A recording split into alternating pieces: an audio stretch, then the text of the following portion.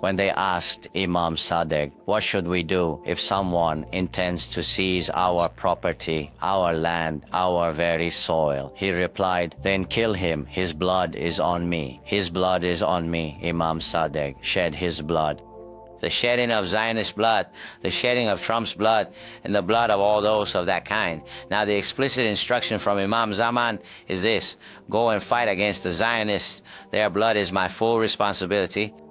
The word of Imam Zaman is this: confront oppressive America. Its blood is on me.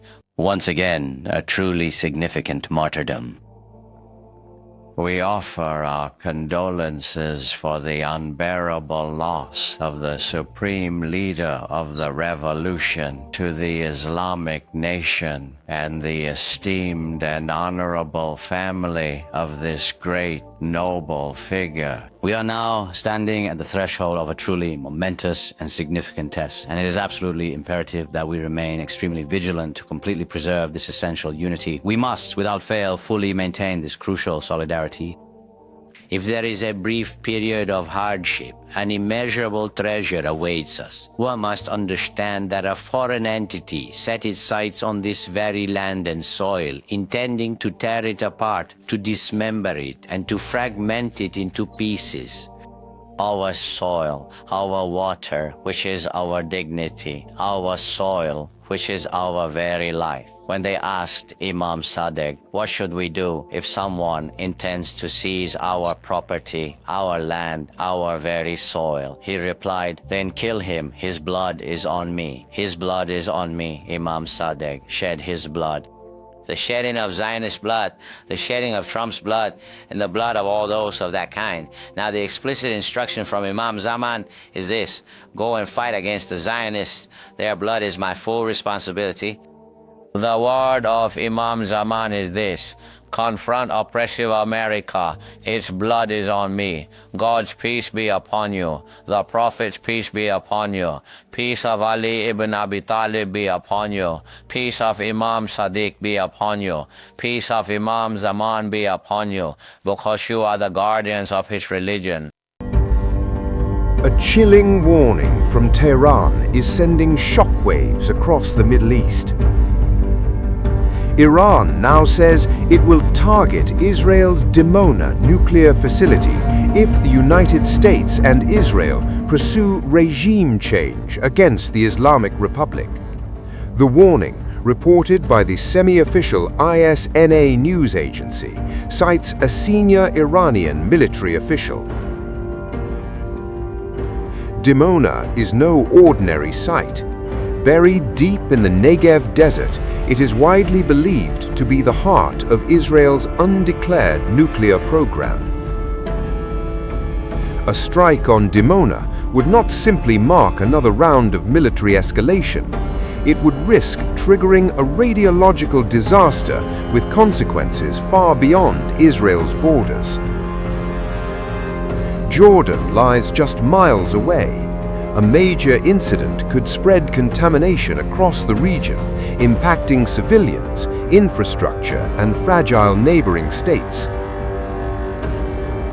The threat dramatically raises the stakes in an already volatile standoff involving Iran, Israel, and the United States.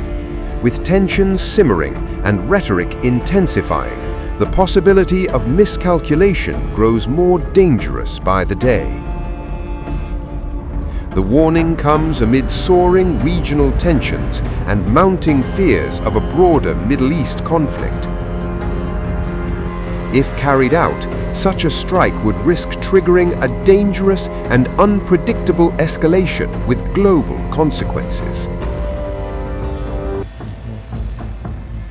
Iranian forces have been executing a plan devised by Ayatollah Ali Khamenei and Iran's top commanders to sow chaos across the Middle East, create upheaval in global markets, and raise the stakes in the hope of pressuring the US and Israel to halt their attack.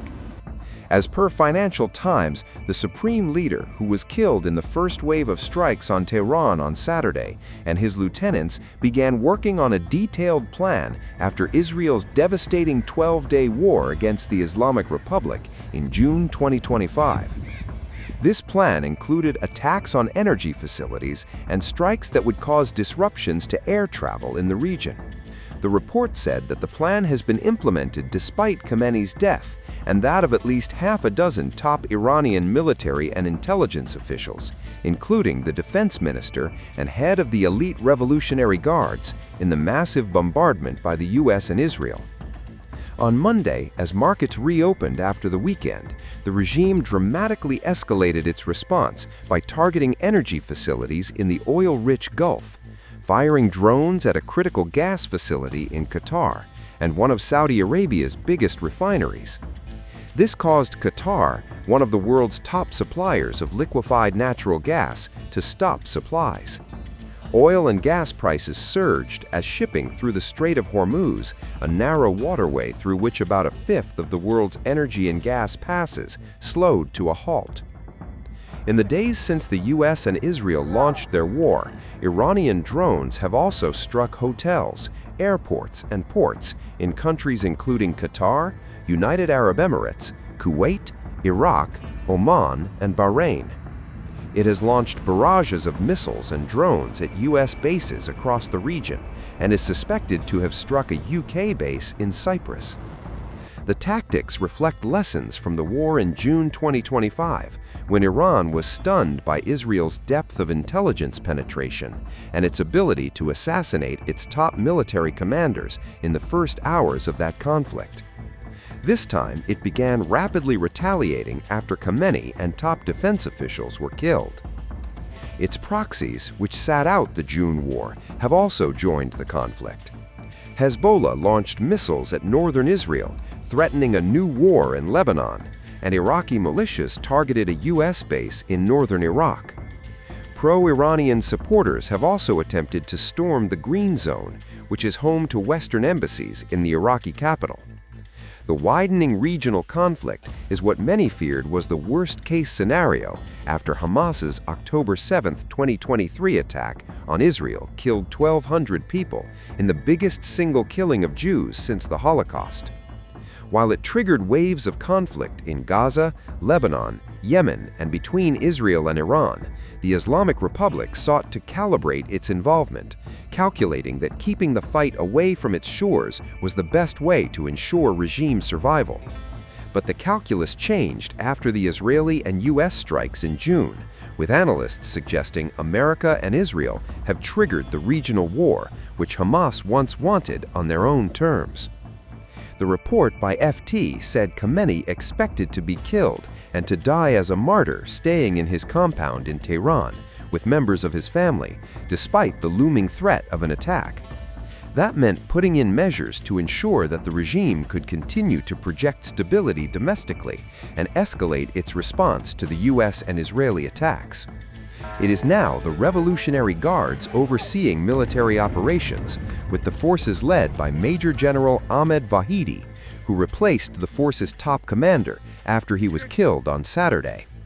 The result is a spiraling conflict that threatens to pull in more countries.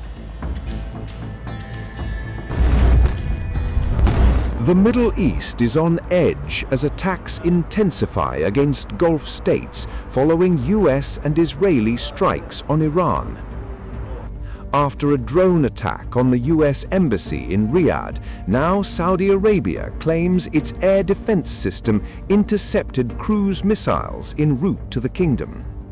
Saudi Defense Ministry claimed 2 cruise missiles were intercepted over an area south of the capital, Riyadh. Additionally, a separate drone attack was thwarted, according to the Times of Israel's report that cited Saudi media. Without naming Iran, the Saudi Arabian Defense Ministry said 2 cruise missiles were destroyed in Al-Kaj district. Saudi press agency, citing a ministry spokesman, reported that 9 drones were intercepted and destroyed immediately upon entering the kingdom's airspace.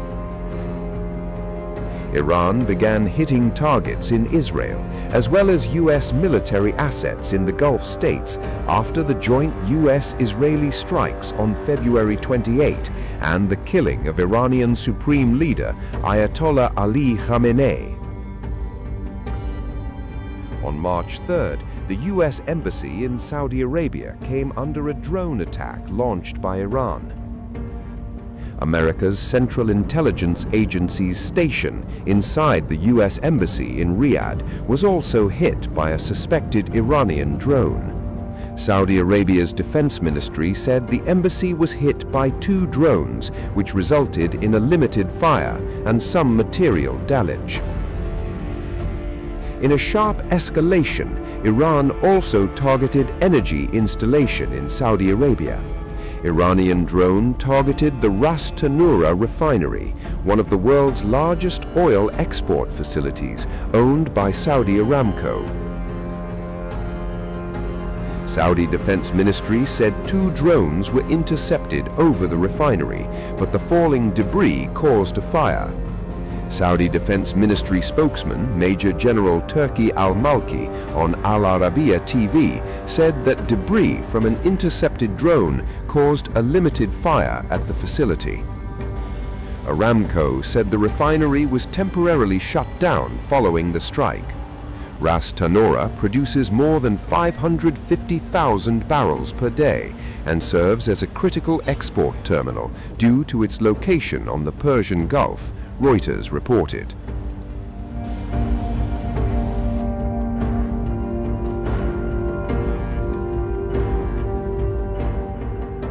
The Washington Post had earlier reported that Saudi Crown Prince Mohammed bin Salman had pushed U.S. President Donald Trump last month for a strike on Iran, despite favoring diplomacy publicly.